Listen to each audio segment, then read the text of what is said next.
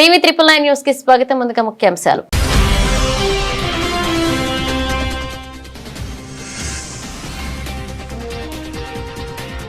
సామాన్యుడికి ఉపయోగపడేలా అంతరిక్ష సాంకేతిక స్పేస్ స్టార్టప్లకు ప్రధాని మోదీ దిశానిర్దేశం.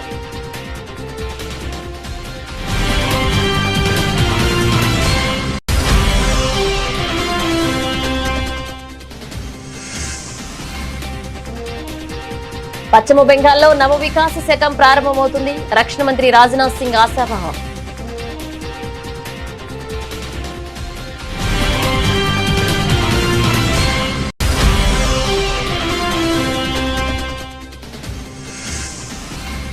ఆగస్టు 23 భారతావనికి అత్యంత చారిత్రాత్మక దినం. జాతీయ అంతరిక్ష దినోత్సవ వేడుకల్లో ఇస్రో చైర్మన్ వెల్లడి.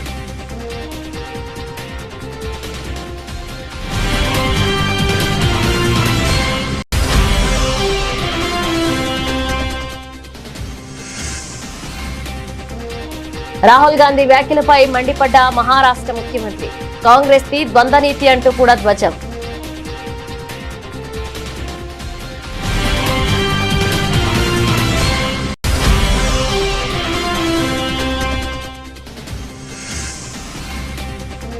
రాహుల్ గాంధీకి స్మృతి ఇరానీ కౌంటర్. మహిళా రిజర్వేషన్ బిల్లుకు మద్దతు ఇవ్వాలని డిమాండ్.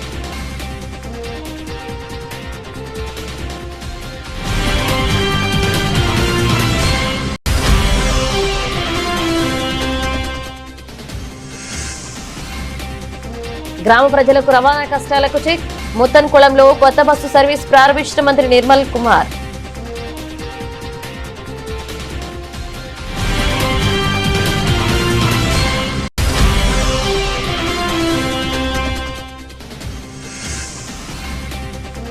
ఆటో కార్మికుల సమ్మె నిర్ణయాన్ని ఉపసంహరించుకోవాలి. రవాణా శాఖ మంత్రి పొన్నం ప్రభాకర్ విజ్ఞప్తి.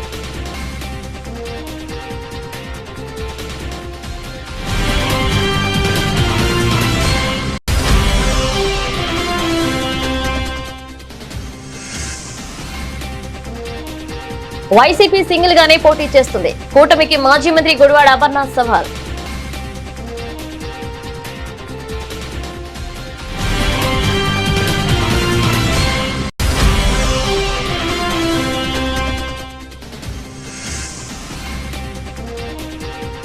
కాంగ్రెస్ ప్రభుత్వంపై జగదీష్ రెడ్డి సంచలన ఆరోపణలు. ప్రాజెక్టులో నీళ్లున్నా రైతులకు ఇవ్వడం లేదని మండిపాటు.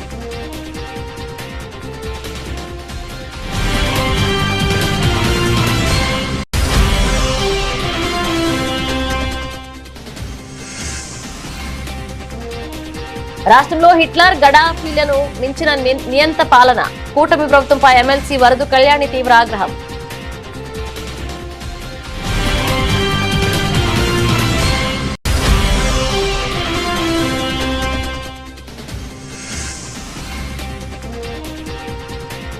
పడిక్కల్ గిల్ హాఫ్ సెంచరీలు. నిలకడగా ఆడుతున్న టీమిండియా.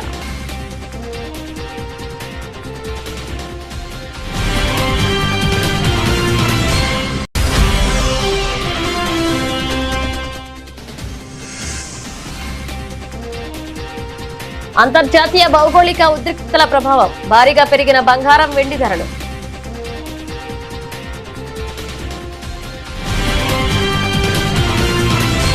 దేశ రాజధాని ఢిల్లీలో పలు అంతరిక్ష స్టార్టప్ కంపెనీల సీఈఓలతో ప్రధాని నరేంద్ర మోదీ ప్రత్యేకంగా సమావేశమయ్యారు. ఈ సందర్భంగా భారతదేశ అంతరిక్ష రంగంలో స్టార్టప్లు పోషిస్తున్న పాత్రను ఆయన అభినందించారు. అనంతరం స్పేస్ స్టార్టప్ ప్రతినిధులకు ప్రధాని మోదీ పలు కీలక సూచనలు చేశారు.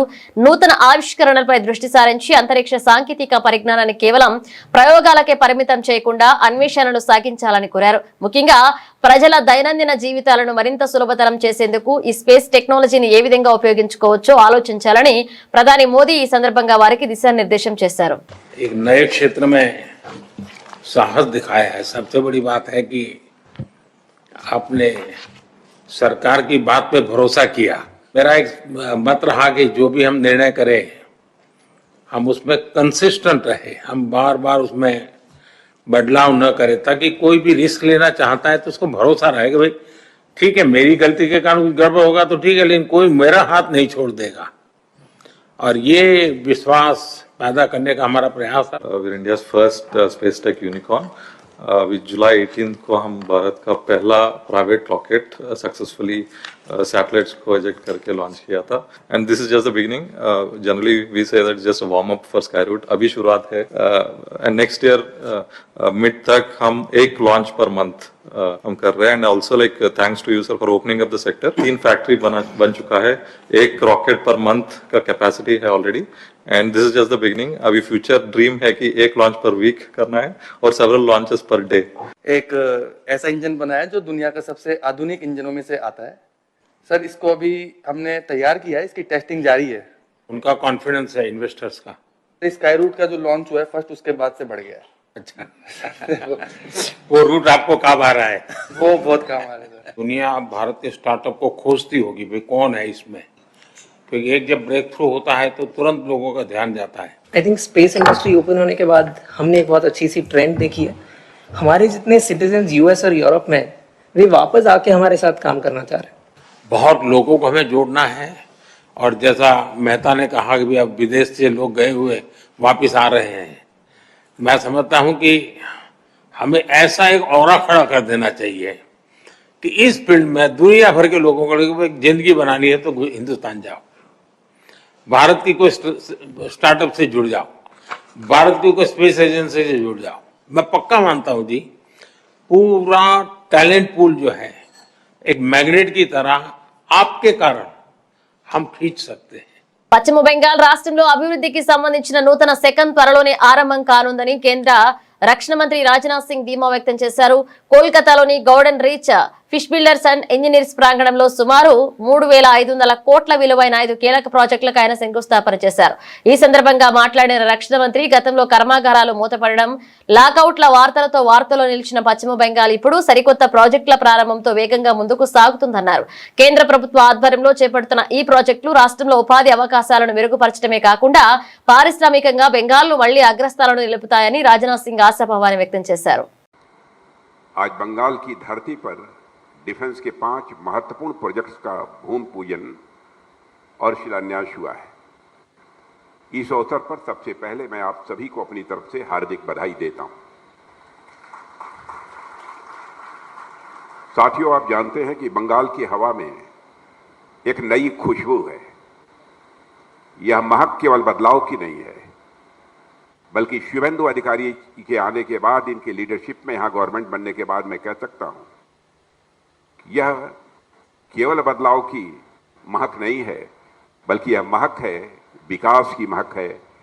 यह यदि बदलाव है तो इन्वेस्टमेंट का बदलाव है, और यदि यह बदलाव है तो नई अपॉर्चुनिटीज का बदलाव है। ये सारे प्रोजेक्ट्स, जिन 5 प्रोजेक्ट्स का हम लोगों ने आज शिलान्यास किया है, ये इस बात के प्रमाण है कि जब इंटेंशन क्लियर हो, नीयत साफ हो, नीति सही हो और इन्वेस्टमेंट के प्रति कॉन्फिडेंस हो, भरोसा हो, तो विकास की गति को दुनिया की कोई ताकत रोक नहीं सकती है। और साथियों, आज का दिन इसलिए भी यह विशेष है क्योंकि जहां कभी उद्योगों के लगातार वेस्ट बंगाल में बंद होने की खबरें आती थी, वहां आज नए उद्योगों के विस्तार की खबरें बराबर आ रही हैं। यही बदलाव बंगाल और बदलते हुए भारत की तस्वीर है। और वेस्ट बंगाल के very dynamic chief minister, doer chief minister Suvendu Adhikari ji के आने के बाद बंगाल में सब शुभ शुभ ही हो रहा है। और इसके लिए भी शुभेंदु अधिकारी जी, मैं आपको अपनी तरफ से हार्दिक बधाई देता हूं। हेल्थ हो, एजुकेशन हो, एग्रीकल्चर हो, इंडस्ट्री हो, साथ ही यहाँ की लॉ एंड ऑर्डर सिचुएशन हो, महिलाएं, बच्चे, युवा और बुजुर्ग, यानी सभी वर्गों के लोग अब एक नए कॉन्फिडेंस के साथ वेस्ट बंगाल में अपने कदम आगे बढ़ा रहे हैं। और इस कॉन्फिडेंस की बुनियाद नेशनल सिक्योरिटी में निहित होती है। और इस नेशनल सिक्योरिटी को इंश्योर करने में मैं कह सकता हूं कि श्रीमान शुभेंदु सरकार ने अपनी बड़ी भूमिका निभाई है। महज 45 डेज के भीतर, 45 डेज कितने हो गए? 106 डेज में के भीतर अपने कहे के अनुसार शुभेंदु जी की सरकार ने बॉर्डर सिक्योरिटी के लिए वो గుజరాత్ లోని అహ్మదాబాద్ లో నిర్వహించిన 3వ జాతీయ అంతరిక్ష దినోత్సవ వేడుకల్లో ఇస్రో చైర్మన్ డాక్టర్ వి నారాయణ ముఖ్య అతిథిగా పాల్గొన్నారు. ఈ సందర్భంగా మాట్లాడిన ఆయన ఆస్ట్రోసాట్ తో పాటుగా ఇస్రో చేపట్టిన 10 కీలక సైన్స్ మిషన్లు భారత అంతరిక్ష పరిశోధన సంస్థ యొక్క సామర్థ్యాన్ని ప్రపంచానికి చాటి చెప్పాయని స్పష్టం చేశారు. ఆగస్టు 23వ తేదీ భారత మాతకు దేశ అంతరిక్ష రంగానికి అత్యంత చారిత్రాత్మకమైన రోజు అని ఈ సందర్భంగా ఆయన గుర్తు చేసుకున్నారు. అంతరిక్ష సాంకేతిక కేవలం ప్రయోగాలకే పరిమితం కాకుండా విపత్తుల నివారణ, నావిగేషన్, టెలికమ్యూనికేషన్స్ వంటి దాదాపు 50కి పైగా కీలక రంగాల్లో సామాన్య ప్రజలకు నిరంతరం సేవలు అందిస్తుందని ఇస్రో చైర్మన్ డాక్టర్ వి నారాయణ వెల్లడించారు. National space day 2026, you all know 23rd August 2023 was a historical day for Mother India, and we soft landed Chandrayaan-3 successfully near the south pole of moon, and we became the only country and first country successfully soft landed near south pole of moon. Honorable Prime Minister of India announced that day to be celebrated as the National Space Day, and today is the third National Space Day we are celebrating, and the theme is a very, very important theme: innovation, collaboration, and aspiring for becoming global leadership in the space area. As you all know, India is innovating in multiple areas, and in the space sector, really lot of good things have happened. Today, a country which started space program 64 years back, 50 plus areas we are serving the common man of the country in the area of earth observation, remote sensing, telecommunication, television broadcasting, teleeducation, disaster warning and mitigation, ensuring safety and security of every citizen of the country, navigation, and monitoring train movement in the real time, potential fisheries zone application. Like that, so many applications we are doing. And in the area of scientific discoveries, we are second to none.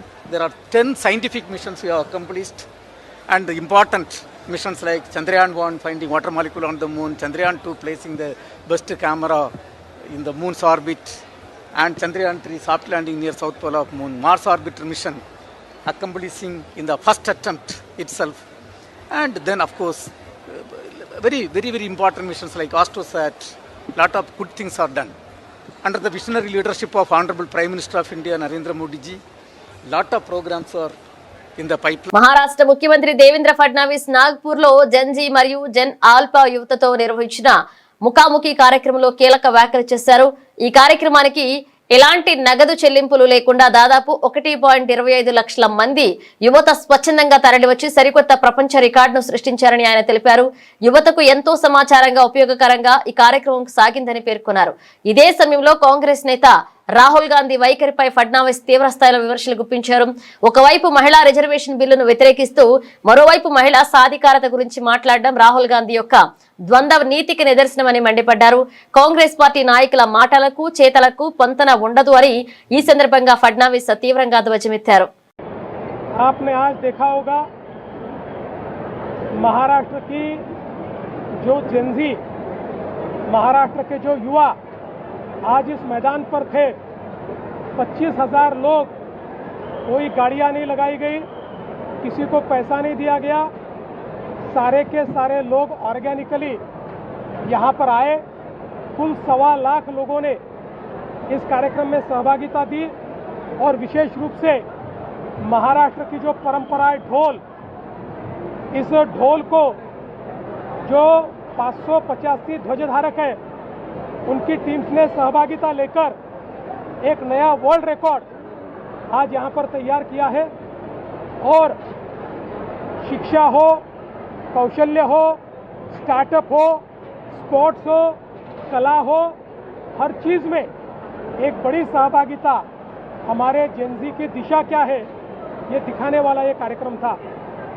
जहाँ तक राहुल गांधी का सवाल है, stage पर आकर तो उन्होंने महिला अधिकारिता की बात कही, लेकिन महिलाओं को अधिकारिता देने का सबसे क्रांतिकारी कदम महिला आरक्षण बिल है, जिसको राहुल गांधी विरोध कर रहे हैं, जिसके खिलाफ वोट कर रहे हैं.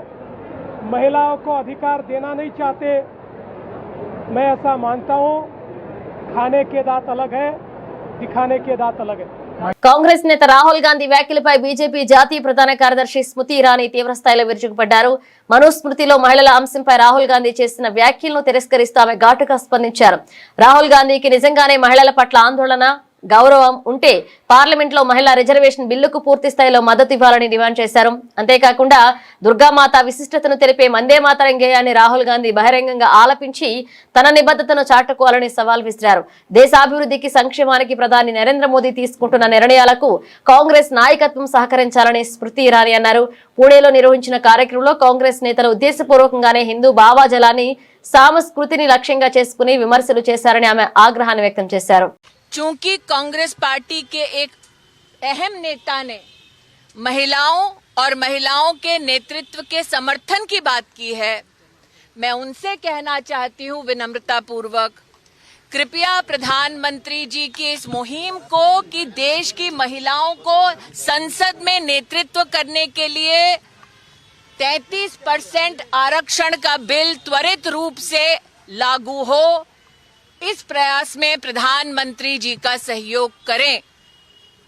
मैं ये भी जानती हूं कि कल कांग्रेस के उस नेता के मंच पर हिंदू धर्म को लेकर बातें हुई। हमारी धार्मिक सोच में ही न सिर्फ हम ये कहते हैं कि यत्र नार्यस्तु पूज्यन्ते रमन्ते तत्र देवता, लेकिन साथ ही हमारे धर्म में हम माँ भगवती, माँ लक्ष्मी, माँ सरस्वती की आराधना करते हैं। इसीलिए चूंकि उन्होंने धर्म का आह्वान किया है, मैं उस अहम नेता को एक और निवेदन करती हूं। वंदे मातरम में भी जिन पंक्तियों को कांग्रेस मुख्यालय में रोका गया, उन पंक्तियों में मां दुर्गा का उल्लेख है। जिस दुर्गा स्वरूपा को हम शक्ति के केंद्र की दृष्टि से उपासना करते हैं, उस दुर्गा मां का जय घोष, वंदे मातरम का पूरा मंचन, पूरा गायन कांग्रेस मुख्यालय में हो, ताकि महिलाओं के प्रति जो उन्होंने रुचि और रुझान दिखाया है, उसको वो कांग्रेस मुख्यालय और संसद में प्रधानमंत्री मोदी के 33% महिला आरक्षण बिल को त्वरित रूप से लागू करने के संकल्प के माध्यम से जो उन्होंने कहा कल अपने कार्यक्रम में, कांग्रेस के नेता अपने शब्दों को आकार दे सकते हैं, नरेंद्र मोदी के इस संकल्प को अपना सहयोग दे सकते हैं। మదురై జిల్లా ముత్తన్కుళం గ్రామ ప్రజల రవాణా సౌకర్యాన్ని మెరుగుపరిచే దిశగా తమిళనాడు ప్రభుత్వం కీలక అడుగు వేసింది. ముత్తన్కుళం గ్రామానికి నూతనంగా ఏర్పాటు చేసిన బస్సు సర్వీసును తమిళనాడు మంత్రి నిర్మల్ కుమార్ జెండా ఊపి ఘనంగా ప్రారంభించారు. ఈ సందర్భంగా మాట్లాడిన ఆయన గ్రామీణ ప్రాంత ప్రజలకు మెరుగైన ఉచిత సౌకర్యవంతమైన రవాణా వస్తువులను అందించడమే ప్రభుత్వ ముఖ్య ఉద్దేశమని స్పష్టం చేశారు. నూతన బస్సు సర్వీస్ అందుబాటులోకి రావడంతో విద్యార్థులు, వ్యాపారులు మరియు నిత్యం పట్టణాలకు ప్రయాణించే స్థానిక గ్రామస్తుల సుదీర్ఘకాల రవాణా సమస్యలకు పరిష్కారం లభించిందని, ఈ సేవలను ప్రజలంతా సద్వినియోగం చేసుకోవాలని ఆయన కోరారు. நம்ம கிராமத்துல திருப்பூர் உட்பட்ட கிராமம் தான். இந்த கிராமத்துல இது மாதிரி நிறைய கிராமங்கள் இருக்கு, நிறைய இடங்கள் இருக்கு. இது வரைக்கும் பஸ் வசதியே இல்லை. நான் கேள்விப்பட்டதுக்கு பஸ் வசதி இல்லாம 200-250 குடும்பத்துக்கு மேல வந்து இந்த கிராமத்தை வெளியே போயிருக்காங்க கடந்த காலங்களில். ஸோ இதெல்லாம் ஐடென்டிஃபை பண்ணி எங்கெங்கெல்லாம் அவங்களுக்கு அடிப்படை வசதி, முதல்ல பஸ் இருந்தா தானே ஸ்கூலுக்கு போகணும், ஹாஸ்பிட்டல் போகணும், ஏதாவது அவசரத்துக்கு போகணும். இதுமேல நீங்க இப்போ பகல்ல பாக்குறப்ப எப்படி இருக்கு, சாயந்தரம் 7 மணிக்கு மேல எந்த போக்குவரத்தும் இல்லாம எப்படி வந்து ஒரு அவசரத்துக்கு போகணும், யாரை எதிர்பார்த்து போவாங்க, நடந்து போக முடியுமா, பிள்ளைங்க தனியா நடந்து போக முடியுமா, குழந்தைங்க நடந்து போக முடியுமா, பள்ளிக்கூடம் பெரும்பாலானவங்க பிள்ளைகள்லாம் வந்து குழந்தைகள், பெண் குழந்தைகள்லாம் வந்து 8வது மேல நிறைய பேர் படிப்பை நிப்பாட்டிருக்காங்க. ஏன்னா அவங்க வேற ஸ்கூல்லவே நம்பி அனுப்ப முடியல, தனியா அனுப்ப முடியல, லேட் ஆகுது, வேற ஊர் ஸ்கூல் இருக்கு, கவர்மெண்ட் பஸ் தான் நம்பி அனுப்பலாம், வேற எப்படி பிரைவேட் டிரான்ஸ்போர்ட் எப்படி நம்பி அனுப்புறது. இந்த மாதிரி போக்குவரத்து வசதி இல்லாமல் பல பேர் வந்து நம்ம ஏற்கனவே போன 2 வாரத்துக்கு முன்னாடி கூட இன்னொரு கிராமத்தில் நம்ம பஸ் வசதி ஏற்படுத்தணும். இந்த மாதிரி இதுல படிப்பே நிப்பாட்டிருக்காங்க. இங்க 250 ఆటో కార్మికుల సమస్యలు పరిష్కరిస్తామని, ఆటో కార్మికులు సమ్మె నిర్ణయాన్ని వెనక్కి తీసుకోవాలని రాష్ట్ర రవాణా, బీసీ సంక్షేమ శాఖ మంత్రి పొన్నం ప్రభాకర్ విజ్ఞప్తి చేశారు. సిద్దిపేట జిల్లా కోహెడ మండలం శనిగరంలో పర్యటిస్తున్న మంత్రి ఆటో కార్మికుల సమ్మెపై మీడియాతో మాట్లాడారు. ఆటో కార్మికుల కోసం సంక్షేమ బోర్డు ఏర్పాటు చేస్తున్నామని, ఆటో కార్మికుల సంక్షేమం కోసం సంక్షేమ బోర్డు ఏర్పాటు చేయడానికి ప్రభుత్వం కట్టుబడి ఉంది అన్నారు. కేబినెట్ లో ఆటో కార్మికుల సంక్షేమ బోర్డు ఏర్పాటు చేయాలని నిర్ణయం తీసుకున్నామని మంత్రి పొన్నం తెలిపారు. హైదరాబాద్ లో దశల వారీగా పెట్రోల్, డీజిల్, గ్యాస్ ఆటోల స్థానంలో ఎలక్ట్రిక్ ఆటోలను ప్రోత్సహించడమే ప్రభుత్వ లక్ష్యమని స్పష్టం చేశారు. ఇక 2012 తర్వాత ఆటో ఛార్జీలను పెంచలేదని, పెరిగిన పెట్రోల్, డీజిల్ ధరలు, వాహనాల ధరలు, నిర్వహణ ఖర్చులను పరిగణలోకి తీసుకుని ఆటో ఛార్జీల పెంపుపై ప్రత్యేక కమిటీ ఏర్పాటు చేస్తామన్నారు. నేను రవాణా శాఖ మంత్రిని. తెలంగాణలో ఆటో కార్మికులు సమ్మెకు పిలిపించారు. నేను ఎందుకంటే హైదరాబాద్లో లేను కాబట్టి నేను ఆ సంఘాలకు నేరుగా వ్యక్తిగతంగా విజ్ఞప్తి చేస్తున్నట్టే భావించండి. నేను రవాణా శాఖ మంత్రిగా ఆర్టీసీ కార్మికులకు కూడా ఇష్యూ వస్తే నేను వాళ్ళకి చెప్పిన పరిష్కారం చేస్తా అని చెప్పినాం, పరిష్కారం చేసినాం. ఇవాళ ఆర్టీసీకి సంబంధించి గుర్తింపు ఎన్నికలు విలీన ప్రక్రియ అంతా కూడా వాళ్ళ మిగతా అంశాలన్నీ పరిష్కారం అవుతాయి. ఆటో కార్మికులకు సంబంధించి కూడా వాళ్ళు న్యాయమైన కోరికలు కోరుతారు. 2012 నుంచి మీటర్ ఛార్జీలు పెంచలేదని తప్పకుండా దానికి ఒక కమిటీ వేసి ఆ ఆటో ఛార్జీలు పెంచడానికి సంబంధించినటువంటి కమిటీ నివేదికకు అనుగుణంగా మీ ప్రతినిధులు వెళ్లి వాళ్ళను కలిసి మీ యొక్క ఏవైతే అంశాలు ఉన్నాయో, డీజిల్ రేటు పెరిగినా, వాహనం రేటు పెరిగినా, అటువంటి అన్ని అంశాలను వివరించండి. లేబర్ శాఖ అదేవిధంగా రెవెన్యూ శాఖకు సంబంధించినటువంటి వాళ్ళతో అందరితో కలిపి ఒక కమిటీ వేస్తాం. తొందరలోనే ఆ కమిటీ వేసి ఆ యొక్క 2012 తర్వాత పెరిగినటువంటి ఛార్జీలను పెంచుతాం ఎంత అనేటువంటిది మనం సమిష్టిగా నిర్ణయం చేద్దామనే మాట మనం చేద్దాం. రెండవది సంక్షేమ బోర్డు అడుగుతా ఉన్నారు. లేబర్ సంక్షేమ బోర్డు కావాలంటే కార్మికుల పక్షాన సెస్ వసూలు కావాల్సి వస్తుంది. దానికి కూడా నేను అన్ని సంఘాలను కోరిన సంక్షేమ బోర్డు వేయడానికి కూడా కేబినెట్ అనుమతి ఇచ్చింది. దానికి సంబంధించిన విధి విధానాలు చేసుకోవడమే కాబట్టి ఆ సంక్షేమ బోర్డు కూడా వేస్తామనేటువంటి మాట నేను సందర్భంగా కోరుతాను. ఇది కాక ఆటో కార్మికుల సంక్షేమం దృష్టిలో పెట్టుకుని వాళ్ళ దగ్గర అంత ఆర్థికంగా ఉండదని హైదరాబాద్ లో 1,50,000 రూపాయలతోటి ఎలక్ట్రిసిటీ ఆటోలు కొనుక్కోవడానికి కానీ లేదా ఈవీ ఆటోలుగా రెట్రోఫిట్మెంట్ అంటే పెట్రోల్ డీజిల్ ఆటోలు లేకుండా ఉండడం కొరకు వాటిని ఈ విధంగా మారుస్తా ఉన్నాం. అది కాక స్క్రాప్ చేసుకుంటే కూడా కొత్త ఆటో కొనుక్కోవడానికి సహకారం చేస్తా ఉన్నాం. ఆ విధంగా హైదరాబాద్ లో ఎక్కడ కూడా డీజిల్, పెట్రోల్, గ్యాస్ ఆటోలు ఉండొద్దని, ఈవీకి కన్వర్ట్ చేసుకోవడానికి వాళ్ళ దగ్గర ఆర్థిక స్తోమత ఉండదని 1,50,000 రూపాయలు ఇస్తున్నాం. కాబట్టి దయచేసి ఎక్కడైనా సరే ఆటో కార్మికుల సంక్షేమానికి ప్రభుత్వం కట్టుబడింది. మేము ఎన్నికల్లో చెప్పిన వాగ్దానం ప్రకారంగా మీరు 12,000 రూపాయలకు సంబంధించి గ్రామీణ ప్రాంతాల వాళ్ళకు కూడా ఏ విధంగా చేయగలుగుతాం. ఆర్థిక ఇబ్బంది ఉన్నది. మీ అందరూ కూడా గ్రామీణ ప్రాంతాల్లో రవాణా సరఫరాకు సంబంధించి కష్టపడేటువంటి వాళ్ళు. ఇక రాష్ట్రంలో రాబోయే స్థానిక సంస్థల ఎన్నికల పొత్తులపై మాజీ మంత్రి వైఎస్ఆర్సీపీ నేత గుడివాడ అమర్నాథ్ కీలక వ్యాఖ్యలు చేశారు. వైఎస్ఆర్ కాంగ్రెస్ పార్టీ ఎప్పటికీ సింగిల్ గానే పోటీ చేస్తుందని స్పష్టం చేశారు. విలేకరులతో మాట్లాడిన ఆయన ప్రత్యర్థులు ముగ్గురు కలిసి వచ్చినా లేక 300 మంది గుంపుగా వచ్చినా తమకు భయం లేదని, వైసీపీ ఒక్కటే బరిలో దిగుతుందన్నారు. ప్రత్యర్థి కూటమి ఎన్ని వాటాలు వేసుకుంటుందో, ఏ విధంగా సీట్లు పంచుకుంటుందో తమకు అవసరమని పేర్కొన్నారు.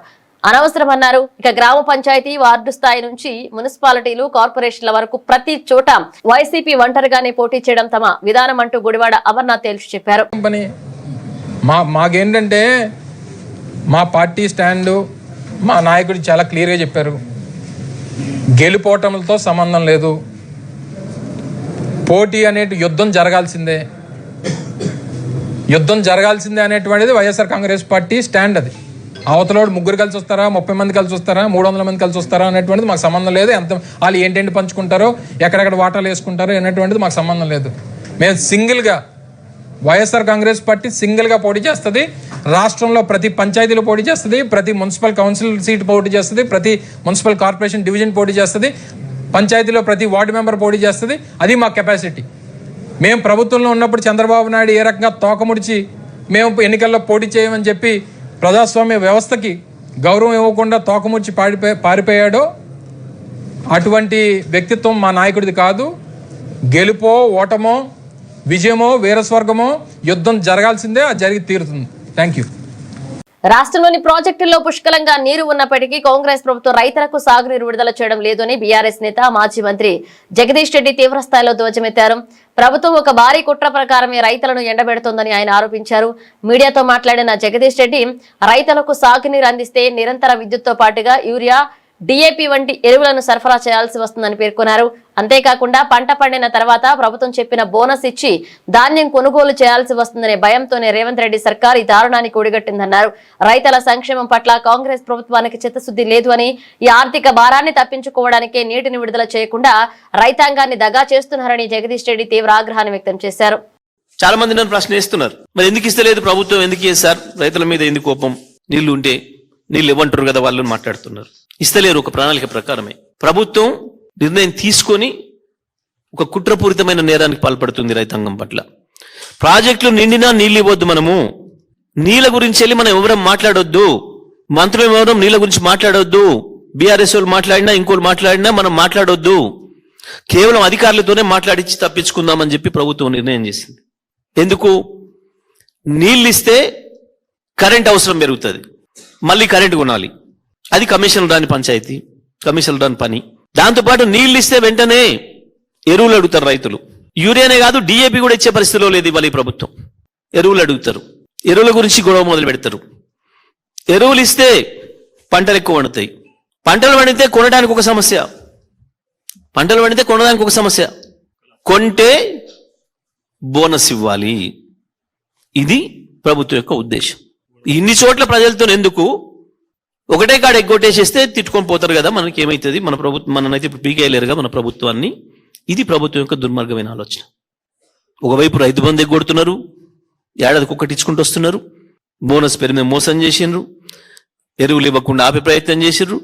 చివరికి ఇవాళ వచ్చిన నీళ్లను ఎల్నినో పేరు మీద ఒక దుర్మార్గమైన ప్రచారం చేస్తూ అధికారులకు బాధ్యతలు ఇచ్చి అధికారుల మీద ఒత్తిడి పెట్టి ప్రతిరోజు పైనుంచి ఉన్నతాధికారులు, చీఫ్ సెక్రటరీ కావచ్చు, ఇతర కార్యదర్శులు ప్రతిరోజు టెలికాన్ఫరెన్స్ పెట్టి మొత్తం జిల్లా స్థాయి అధికారులను నిద్ర పట్టకుండా చేస్తున్నారు. వరి వేయనీయొద్దు, మీరు పంటలు పెట్టకుండా చూడండి. ఇంత ద్రోహం, ఇంత దుర్మార్గమైన ప్రభుత్వం ఎక్కడ ఉండదు ప్రపంచ చరిత్రలో. ఆఫీసర్లు చచ్చిపోతున్నారు కింద. అవి ఇప్పుడు ఎక్కడికి వచ్చింది? తప్పు నివేదికలు పంపిస్తున్నారు వీళ్ళ ఒత్తిడికి.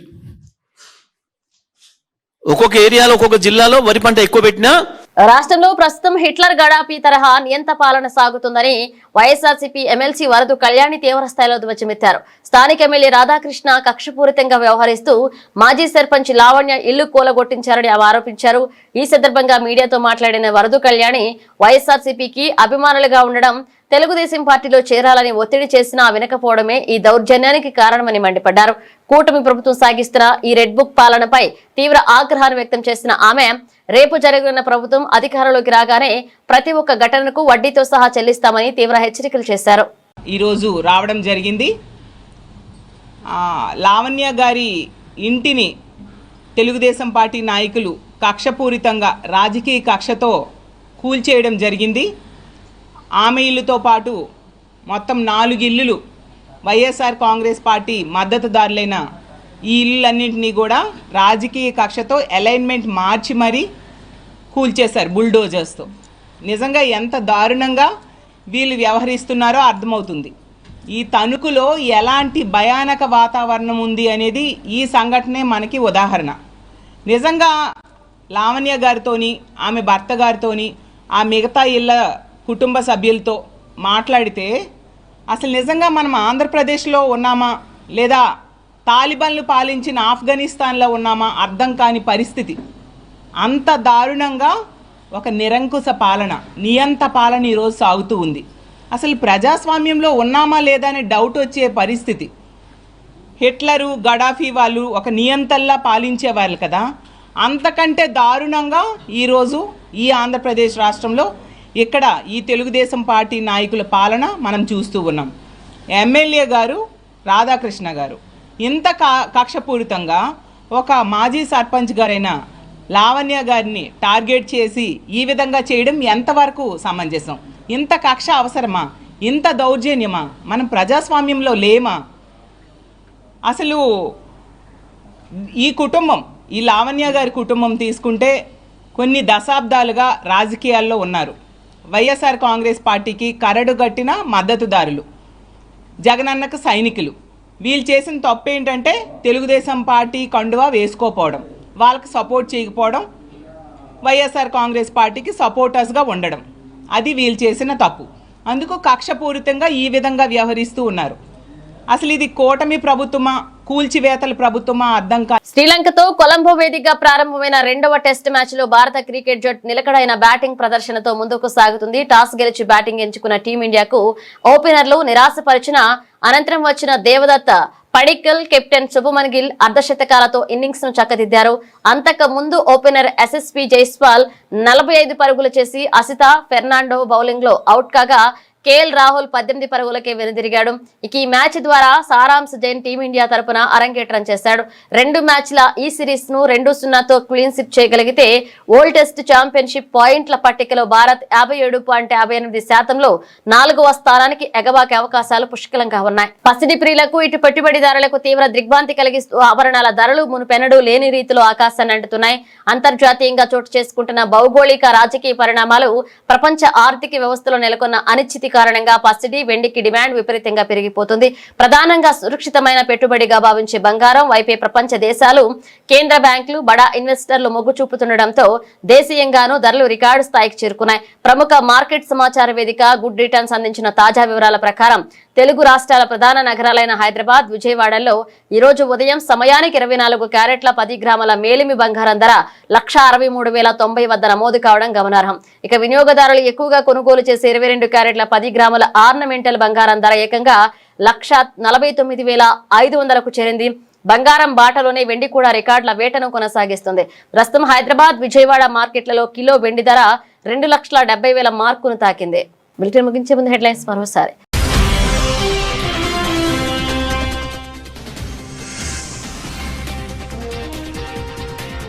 సామాన్యుడికి ఉపయోగపడేలా అంతరిక్ష సాంకేతిక, స్పేస్ స్టార్టప్లకు ప్రధాని మోదీ దిశానిర్దేశం.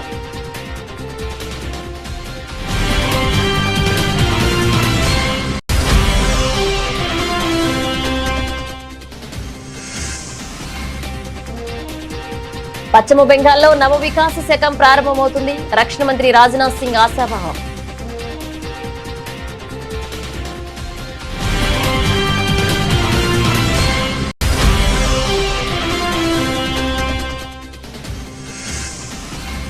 ఆగస్టు 23 భారతావనికి అత్యంత చారిత్రాత్మక దినం. జాతీయ అంతరిక్ష దినోత్సవ వేడుకల్లో ఇస్రో చైర్మన్ వెల్లడి.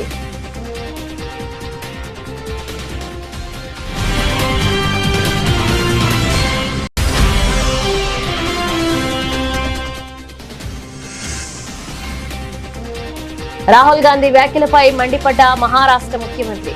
కాంగ్రెస్ ది ద్వంద్వ నీతి అంటూ కూడా ధ్వజం.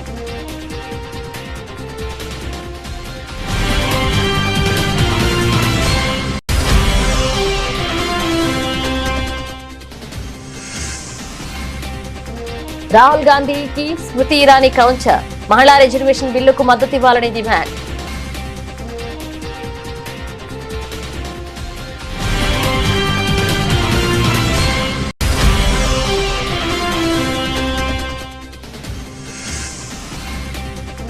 గ్రామ ప్రజలకు రవాణా కష్టాలకు చెక్.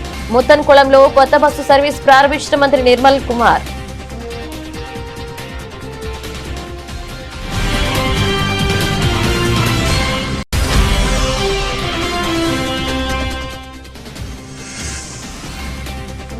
ఆటో కార్మికుల సమ్మె నిర్ణయాన్ని ఉపసంహరించుకోవాలి. రవాణా శాఖ మంత్రి పొన్నం ప్రభాకర్ విజ్ఞప్తి.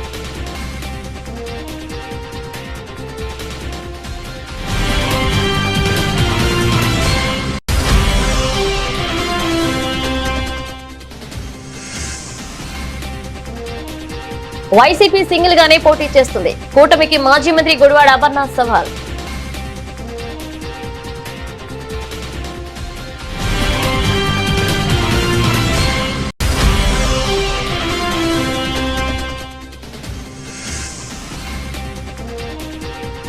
కాంగ్రెస్ ప్రభుత్వంపై జగదీష్ రెడ్డి సంచలన ఆరోపణలు. ప్రాజెక్టులో నీళ్లున్నా రైతులకు ఇవ్వడం లేదని మండిపాటు.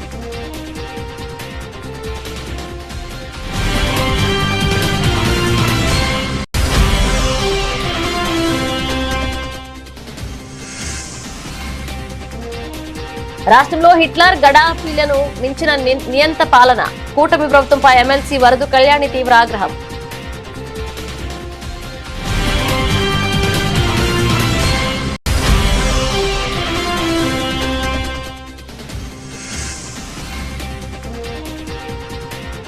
పడిక్కల్, గిల్ హాఫ్ సెంచరీలు, నిలకడగా ఆడుతున్న టీమిండియా.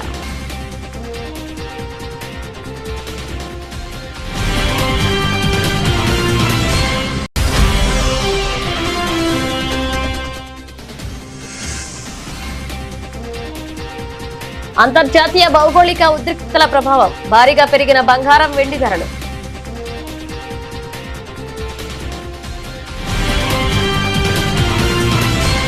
ఇవి బులెటిన్ అప్డేట్స్. మరిన్ని అప్డేట్స్ తో మళ్ళీ కలుద్దాం.